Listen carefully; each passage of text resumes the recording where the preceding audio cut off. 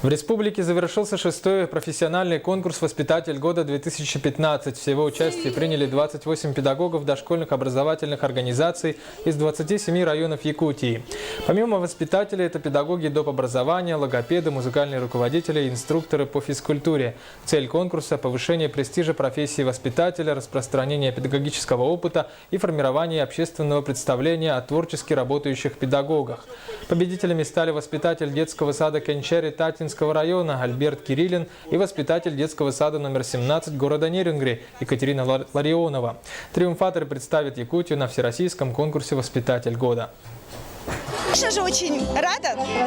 Я не ожидала одержать победу в таком конкурсе республиканском. Спасибо большое, что мой район, мой детский сад доверили мне такую честь представлять наш район на республиканском конкурсе. Очень здесь хорошая была обстановка, приятная. Я очень рада, что познакомилась с коллегами со всей республики.